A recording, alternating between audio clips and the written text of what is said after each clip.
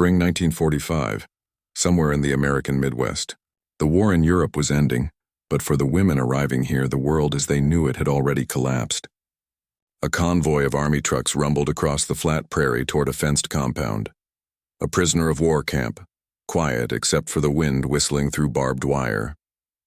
Inside, dozens of German women, former auxiliaries and Red Cross nurses captured in Europe, stepped down carefully. Their boots crunched over gravel. Guards gave curt directions, but no shouts. No dogs barked. No threats came. The women were led not to cells, but to a wooden building with a painted sign, library. Inside, the air smelled of dust, ink, and unfamiliar calm. Rows of shelves stretched across the room filled with hundreds of books, German classics, American novels, scientific journals, even poetry. One of the women hesitated, scanning the spines. Goethe, Schiller, Thomas Mann, Hemingway. A volume of banned philosophy sat openly on a table. She reached out, her hand trembling as if touching something forbidden. The guard simply nodded. "You can read whatever you like," he said. For the first time in years, silence fell not from fear, but from disbelief. To understand that moment, a German woman holding a banned book in an American prison camp, we must step back into the heart of a collapsing Reich.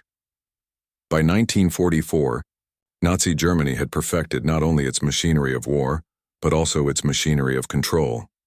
From the moment a child entered school to the moment a soldier entered battle, every thought, every song, every printed page was monitored. Books had become weapons, and words had become dangerous. For women especially, nurses, clerks, and auxiliaries trained to obey the Reich's code, reading freely was almost unthinkable. Entire libraries were purged. Thomas Mann's works were burned in the streets. Even Goethe and Schiller, once the pride of German culture, were edited to fit Nazi ideology. To read without permission was rebellion. To think without instruction, betrayal. When Allied forces began to capture German personnel in 1944, they encountered not only soldiers but thousands of women. Many had served in communication posts, hospitals, and administrative units across France, Belgium, and Italy. They were trained, disciplined, and indoctrinated, yet few had ever been told the full truth about the world outside the Reich. To them, the Americans were supposed to be brutal conquerors. Instead, they found order, food, and, to their astonishment, access to ideas. By the time Germany surrendered in May 1945, the United States had taken custody of over 370,000 Axis prisoners, including a small but significant number of women.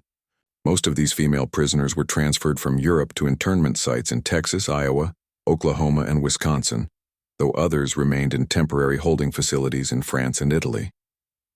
Their arrival marked the beginning of one of history's most remarkable and little-known social experiments, the American re-education program for German POWs.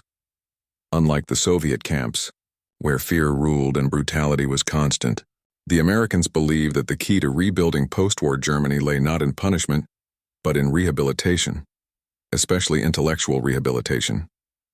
This policy came from the highest levels of the U.S. War Department and the Office of War Information, which aimed to replace fascist ideology with democratic understanding through exposure to culture, education, and above all, freedom of thought.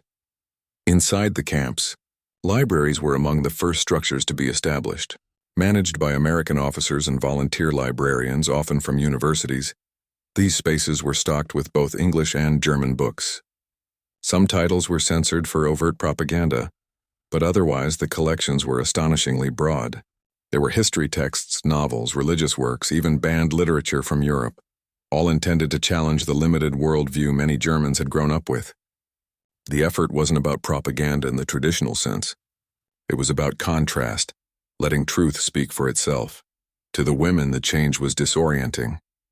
In Germany, wartime life had been regimented to the smallest detail. They had lived under curfews, ration cards, and orders that dictated everything from skirt length to speech.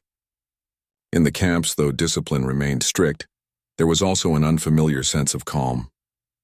Meals were regular, medical care was available, and on designated days the library opened its doors. Some walked in hesitantly, expecting indoctrination pamphlets or American war propaganda.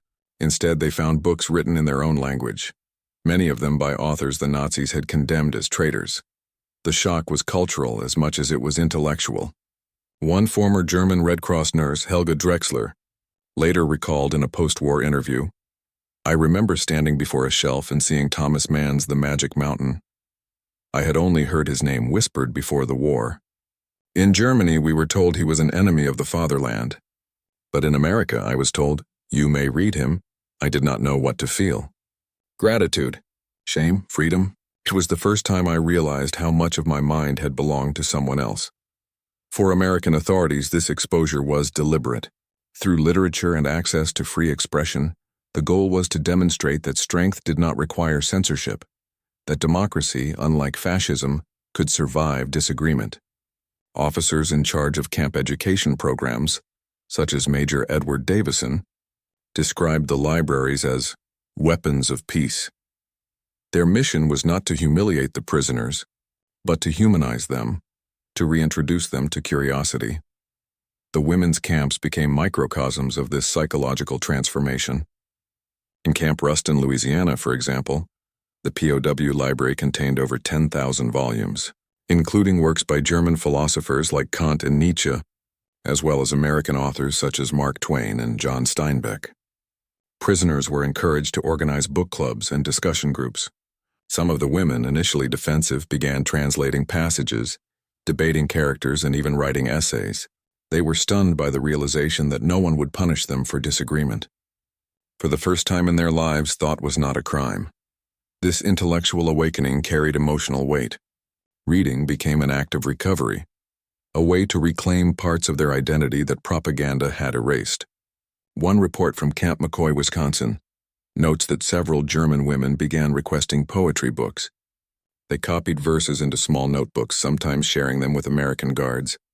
In one striking instance, a guard described watching a German nurse cry quietly over a poem by Rainer Maria Rilke. When asked why, she replied, "Because I forgot beauty could exist without permission." These moments reveal something deeper about the Allied occupation philosophy. While the British and Soviets prioritized control and deterrence, the Americans experimented with persuasion through exposure, a strategy that would later form the backbone of post-war denazification programs in Germany. The approach was not flawless. There were tensions, resentments, and skepticism. Yet even among the most skeptical prisoners, curiosity began to erode fear. By late 1945, reports from multiple camps indicated a remarkable shift in attitude. Female prisoners who had once defended the Reich's values were now questioning them openly. Some began writing essays for camp newsletters, an innovation encouraged by American supervisors, expressing both guilt and relief. In one newsletter from Camp Trinidad, Colorado, a German woman wrote anonymously, "We were told that free thought leads to chaos. But here I see that it leads to understanding. I wonder why we were so afraid of ideas." The broader context for these changes was the Allies' awareness that the war's true victory had to be cultural. They had defeated Germany's military, but they still needed to defeat its mythology. The belief that submission to authority was noble and questioning was dangerous. For many of the women, this was the hardest lesson. Their lives had been governed by duty, obedience, and fear of disgrace. To suddenly be invited to think, to read, and to form opinions was almost frightening. Yet slowly, through books and conversation, the fear began to lift. At the same time, these libraries also served as quiet sanctuaries amid uncertainty. The prisoners had no idea whether they would ever return home, or what home would even mean. The books offered escape, and sometimes confrontation.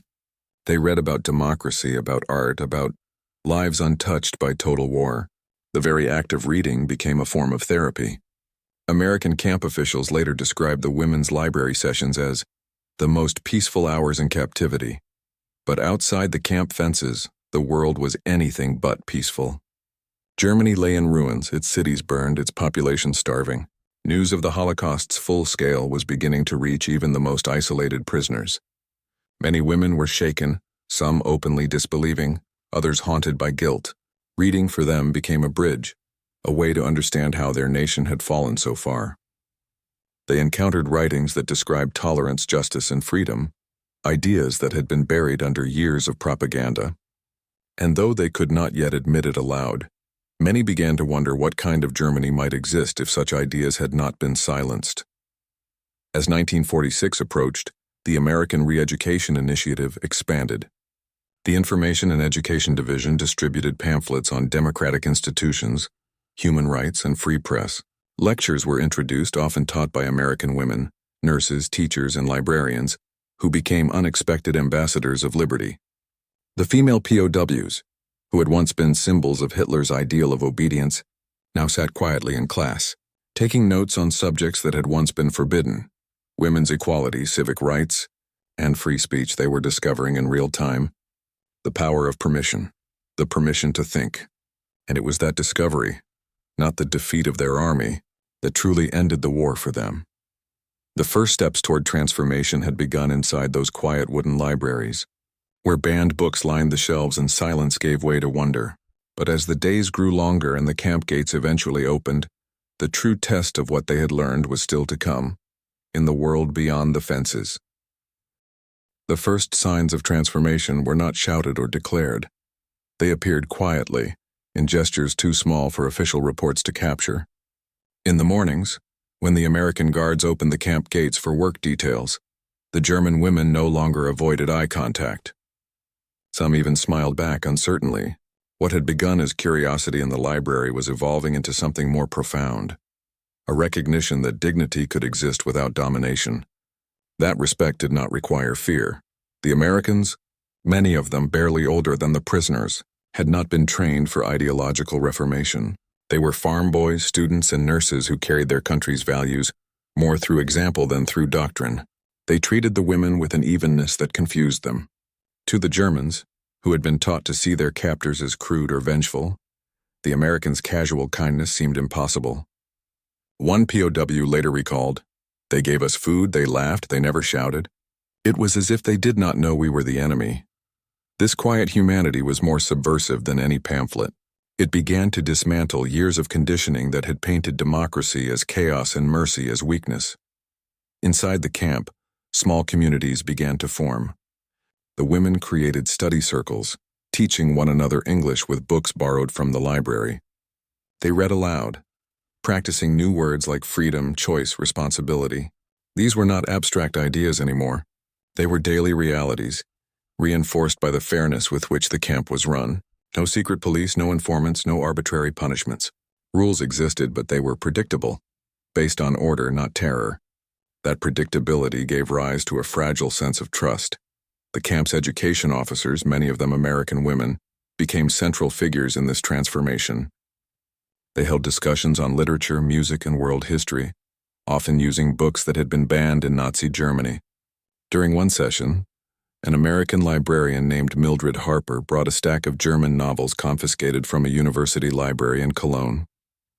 She placed them on a table and said simply, "You should decide what is worth reading." The gesture was small but symbolic. Authority had been handed back to the individual. To a people raised in obedience, that act of trust carried enormous weight. There were still resistances. Some prisoners clung fiercely to old loyalties, whispering that the books were tools of corruption or that the smiles of the guards masked arrogance. But these voices grew quieter as weeks turned into months. Reality had begun to erode ideology. The women could see that America's system, for all its flaws, functioned without tyranny. They noticed that American guards treated black workers and female colleagues with a familiarity they had never witnessed in Germany. It unsettled them, but it also intrigued them. Reports from 1946 describe a marked change in camp atmosphere. One inspector wrote that female prisoners exhibit growing independence of thought. Discussions on government and ethics have replaced former nationalist talk. In the evenings, they debated democracy, religion, and art. Some began sketching again, others writing. One woman, a former secretary from Hamburg, filled her notebook with copied quotes from Walt Whitman and Albert Camus. "These words," she wrote, "are like doors opening in a house I did not know existed." The transformation was not one-sided. The Americans, too, were changed by what they witnessed. For many of the young women working in the camps, nurses, clerks, volunteers, it was their first encounter with Germans outside the battlefield. They had grown up on propaganda too, hearing of the enemy as something monstrous. Instead, they found women their own age, intelligent, exhausted, often terrified, who had been instruments of a system they barely understood. Some friendships began to form, though cautiously. Shared tasks in the infirmary or the laundry became moments of exchange. The American women spoke freely, casually about their lives. College, voting, movies, choosing careers. The German women listened, astonished. To them, American womanhood was almost revolutionary. In the Reich, women's duty had been submission to father, husband, Führer. Here they saw women issuing orders, driving trucks, running departments. One German auxiliary later wrote, "It was not the food or the freedom that confused me most. It was that an American woman could argue with a man and not be punished." That image, a woman unafraid to speak, would haunt them long after the war. By the late months of 1946, the re-education program reached a new phase. The U.S. War Department authorized cultural discussion clubs for prisoners nearing repatriation. In these groups, participants compared totalitarian and democratic systems, often using literature as the foundation. A reading of the Federalist Papers might lead to debates about power and responsibility. A session on Goethe's Faust might turn into a reflection on ambition and morality. The purpose was not to preach but to provoke thought, and it worked. Some of the women began expressing remorse. They wrote essays acknowledging the devastation caused by blind obedience. One woman, formerly stationed with the Luftwaffe Clerical Corps, wrote, "We were proud to be efficient. We did not ask what our efficiency served. The Americans do not order us to think. They invite us to." Her words were published in an American Army education report, cited as evidence that the ideological frost is beginning to thaw. But not all awakenings were peaceful. For others, the realization of what their country had done, and what they had supported, brought waves of guilt. The discovery of concentration camp photographs shown during re-education screenings left many in tears. Some refused to believe them. Others sat in silence, staring at the floor. American instructors noted that these sessions often ended with long periods of quiet. One woman whispered afterward, "We were told the Americans were liars, but now I see it was our truth that was false." These moments of reckoning marked the emotional climax of captivity. What had begun with disbelief that one could read any book had become a confrontation with conscience. For the Americans, this was the invisible victory, not the destruction of the German army, but the destruction of fear. By allowing their prisoners to think, they had forced them to feel. The effects rippled far beyond the camp walls. When repatriation began in 1947, hundreds of women returned to a devastated Germany carrying not just memories, but ideas. Some went on to become teachers, librarians, and social workers. They brought with them the seed of something that had been missing from their homeland for over a decade: intellectual independence. Allied intelligence reports later described how former POWs were among the most cooperative citizens in occupied Germany, often participating in the rebuilding of schools and cultural institutions. It would be easy to romanticize this transformation, but the truth is more complex. Not every woman changed. Some remained bitter, suspicious of their captors' motives. Others struggled to reconcile freedom with survival in post-war chaos. Yet even for them, the exposure to uncensored knowledge had left a scar, a quiet awareness that life could be lived another way. By 1948, most American POW camps had closed, but their influence lingered. In letters home, women who had once repeated Nazi slogans now quoted Shakespeare, Dickens, or Rilke.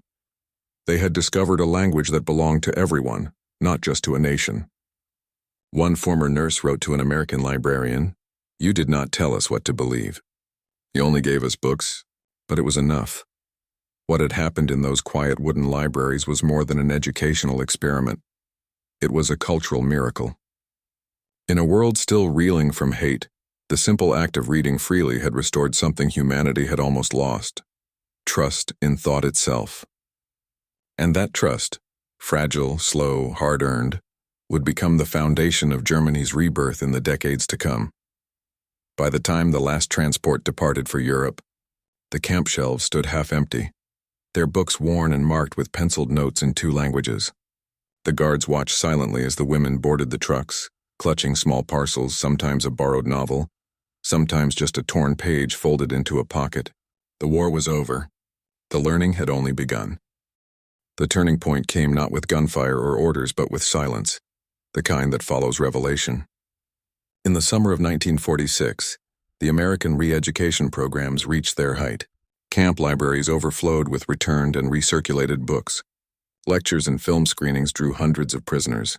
The female POWs, who had arrived months earlier as disciplined, guarded figures, now sat in rows on wooden benches, taking notes during talks about democracy, literature, and ethics. Many came only out of curiosity. But on one sweltering afternoon, the tone changed forever. That day, a film projector flickered to life inside a makeshift auditorium.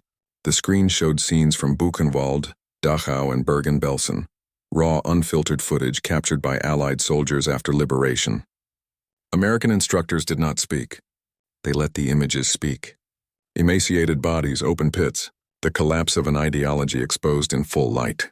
The women stared, first frozen, then whispering. Some shook their heads. Others began to cry. For the first time, propaganda had no power. The reality was too stark, too human. A young German nurse reportedly whispered, "They said these were lies." Another replied, "Then why do I feel them?" This moment marked a fracture between what they had believed and what they could no longer deny. Reports from camp officials record that after the screenings, the libraries filled again, but this time, with women searching for answers. They checked out philosophy books, religious texts, and American histories. They began to ask questions openly, unafraid of surveillance. In the barracks, late at night, whispered conversations replaced slogans. The women spoke of guilt, confusion, and a new kind of shame. Not the shame of defeat, but of realization. One officer noted, "They are confronting truth, and it hurts them more deeply than captivity ever could." American guards, many of them uncomfortable witnessing the women's breakdowns, were told not to intervene. The War Department's educational advisors believed that confronting moral responsibility was essential to genuine transformation. For weeks, the atmosphere in the camp shifted. Meals grew quieter. Reading lists expanded. Women began forming self-organized discussion circles, not to debate America, but to understand humanity. They studied constitutional rights, humanitarian law, and even the works of Albert Schweitzer and Voltaire. Then came an even greater shock, an invitation. The Americans announced that selected prisoners could participate in camp democracy councils, small committees that allowed POWs to manage daily affairs, ration distribution, sanitation, even dispute resolution. For women raised under absolute hierarchy, this was almost absurd. But curiosity outweighed hesitation. Volunteers came forward, and within days, a functioning council was operating under observation. The Americans offered no guidance beyond basic structure. To their surprise, the German women handled it efficiently and fairly. Disagreements arose, votes were taken, compromises made.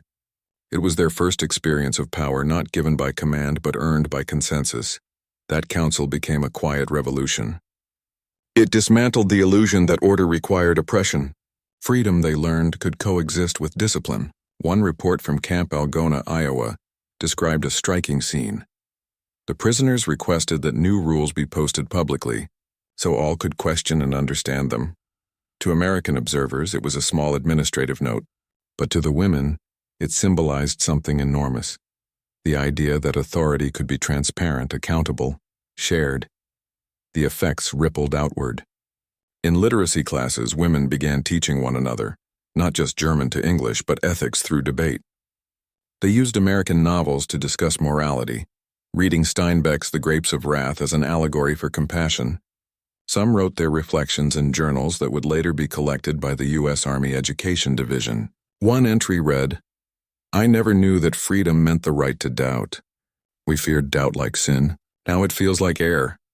Meanwhile, beyond the camp fences, news from Germany deepened their introspection. The Nuremberg trials had begun.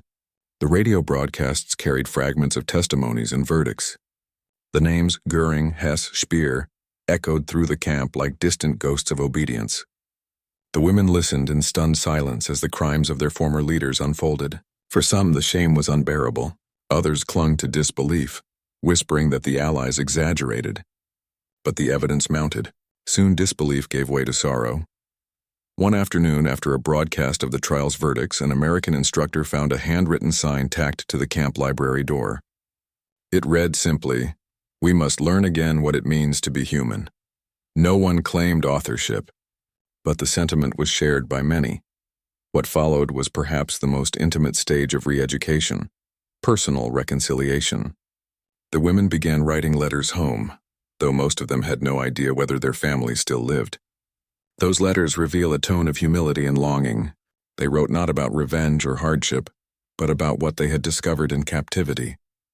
One nurse described her astonishment that American guards shared their rations equally among staff and prisoners. Another wrote, "They treat us as if we are capable of change.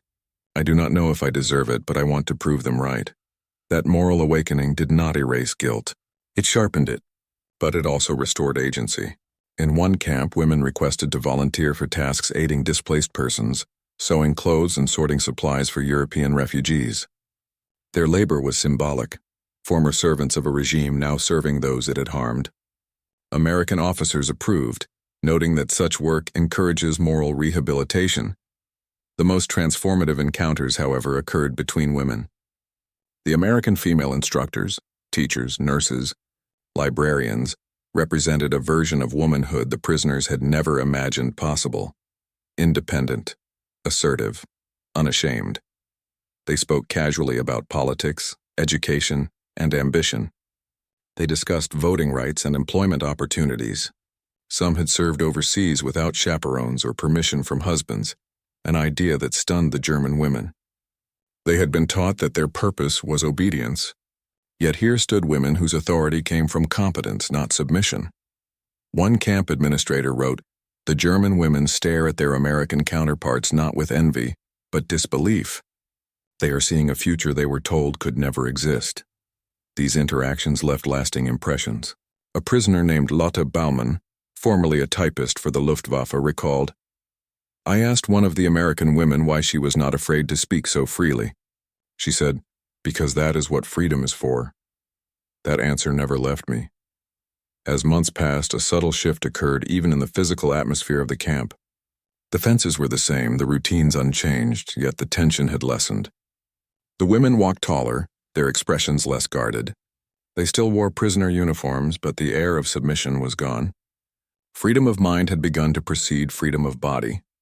In the autumn of 1946, one final educational event sealed this transformation. The camp organized a mock democratic election, supervised by American officials but run entirely by the prisoners. Candidates made speeches, policies were debated, and ballots were cast. The process was meant as a lesson, but to the participants it felt like an awakening. When the results were announced, the newly elected camp council chairwoman reportedly wept. "In my country," she said quietly, "we never chose our leaders. Now I have." That moment symbolized the invisible victory the Americans had sought, not through punishment, but through participation. Freedom had become tangible. When winter came, news arrived that repatriation would begin soon. Some women felt relief, others fear. Germany was still in ruins. They did not know what awaited them. But they would not return unchanged. They carried fragments of books, phrases in English, lessons on democracy scribbled on scraps of paper. More importantly, they carried a new relationship with thought and with themselves. As one American instructor wrote in her final report, "These women arrived believing obedience was virtue. They leave understanding that conscience is stronger. And so when the gates finally opened and the trucks rolled out into the cold morning light, the war, at least for them, truly ended. Not when the guns fell silent, but when the mind began to speak again." When the war ended, most stories concluded with peace treaties, ruined cities, or flags raised in victory. But for the women who had lived behind barbed wire, those former prisoners, who had touched freedom for the first time through pages and principles and the real story, began only after they stepped outside the camp gates. The world they returned to was unrecognizable. Germany in 1947 was not a nation but a graveyard of memories. Entire cities leveled, families scattered, hunger everywhere. For the returning POWs, even the air felt different, heavy with smoke and silence. They arrived home to places that no longer existed, or to people who no longer believed in anything. Yet beneath the ruins, something else stirred, a new kind of questioning, born not from ideology but from exposure to freedom. The women came back changed in ways they could hardly express. They had been trained for obedience. Now they were aware of choice. Many described feeling estranged from their own culture. They could no longer tolerate slogans or blind loyalty. They noticed how many of their neighbors still clung to excuses, the old refrain that we didn't know. But these women had seen too much to believe that. In camp, they had faced truth without the safety of denial. Now, standing amid the wreckage of their homeland, they realized how rare that experience had been. American re-education programs had left subtle, indelible marks. Each woman who had passed through those libraries, lectures, and councils carried fragments of that experience like seeds. In Bavaria, one former Luftwaffe secretary named Anneliese Köhler found work as a school clerk. Within months, she helped establish a small lending library using leftover American books, English novels, and German reprints of banned authors. When asked why, she said simply, "Because I was taught that a free nation begins with free words." In Hamburg, a nurse named Inge Sommer began volunteering at a women's shelter for war widows, teaching literacy classes using materials she had copied from the camp library. In Stuttgart, others joined reconstruction committees that helped reestablish education programs for children displaced by bombing. The Americans themselves were watching closely. Intelligence reports from 1947 and 1948 note that former POWs who had gone through educational or democratic training were significantly more cooperative during the early years of occupation. Some even became advocates for U.S.-sponsored civic programs. The transformation was not total, nor was it uniform, but it was visible. The women who had once bowed to authority now questioned it. Those who once believed freedom was dangerous had begun to see it as necessary. Meanwhile, the broader German population struggled to reconcile devastation with accountability. Hunger dominated everything. Food was currency and despair was daily. Yet for the women who had lived in American camps, memories of shared rations haunted them. They remembered how the guards had divided supplies equally, even during shortages, how prisoners had been offered the same soup as soldiers. That quiet fairness, seemingly insignificant at the time, had become a moral compass. In a 1947 letter to her former camp librarian, one woman wrote, "When the Americans shared their rations, they shared their values. It was not food that shamed us, it was kindness. Those acts of kindness became powerful symbols. The women who had once received them began to replicate them." Reports from post-war aid agencies mention former POWs volunteering in soup kitchens, hospitals, and displaced person centers. They were rebuilding not only their country but their conscience. For them, every gesture of compassion was an act of atonement, and a continuation of what they had learned behind fences that had paradoxically freed their minds.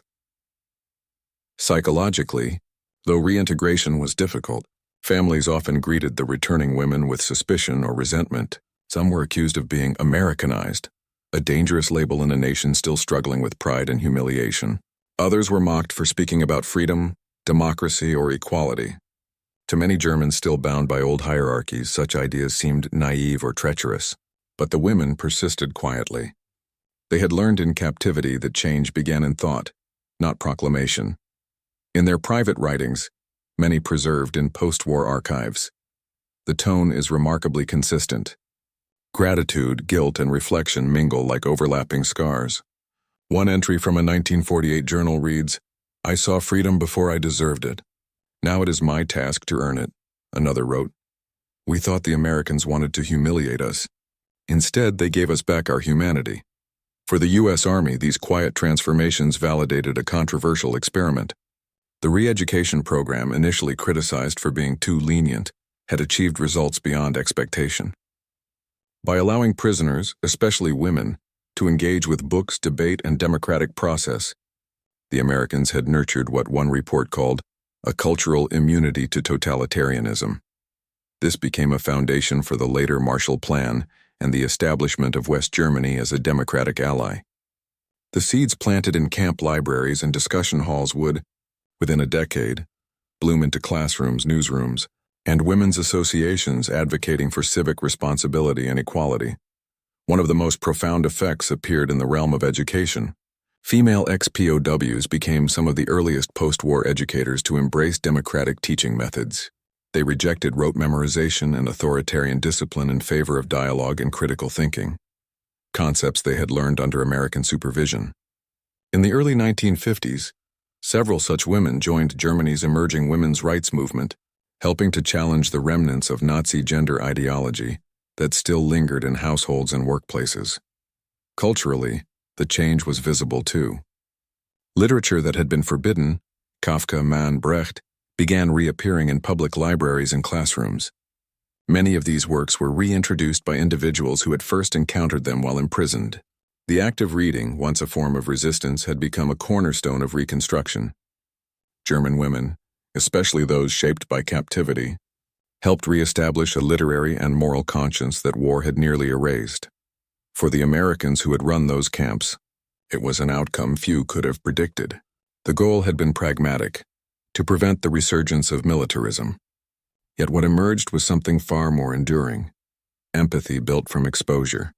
One former camp instructor later said in an interview, "We didn't just teach them democracy, we showed them that trust could exist without fear." That more than any lecture or policy had redefined what victory meant. Still, not all stories ended in renewal. For some women, the weight of guilt proved too great. Diaries reveal struggles with depression, loss, and alienation. They had been both victims and participants in a system that demanded loyalty above morality.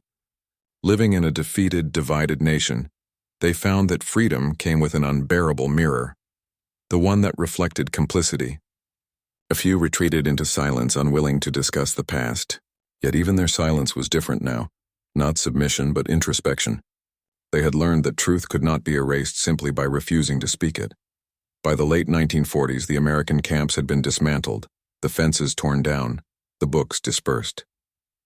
But in the memories of those who passed through them, the idea of freedom remained intact, as fragile and sacred as the thin paper of the volumes they once borrowed. Some of those same books later resurfaced in post-war Europe, donated to schools and libraries in occupied Germany.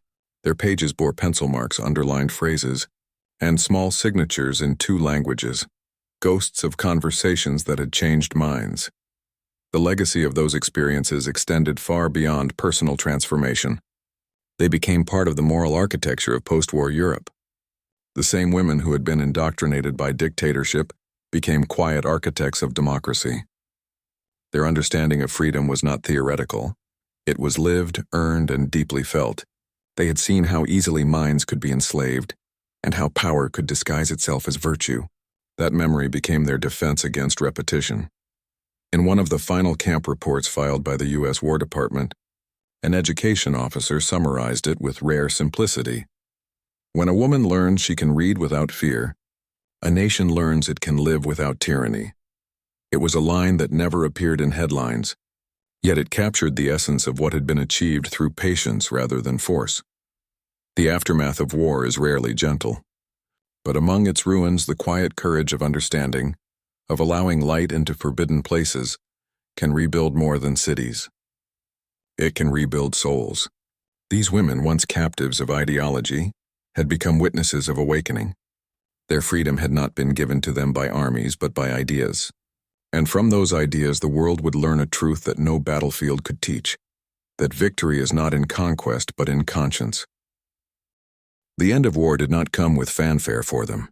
It came in the quiet moments, in the creak of a library door, the whisper of pages turning, the first unguarded smile exchanged between captor and captive. Years later, when these women were asked what had changed them most, they did not speak of rations or lectures. They spoke of permission to think, to question, to feel without fear. In that freedom of mind, they rediscovered what their nation had lost long before defeat: humanity. Freedom, they learned, was not a gift that arrived with liberation. It was a discipline, one that demanded courage, honesty, and humility. For years they had believed obedience was strength, but inside those American camps, they saw that the truest strength was moral independence. The power to read what you wish, the right to disagree without fear, the ability to see truth and still face it. When they returned home, those lessons became the invisible architecture of a new Germany.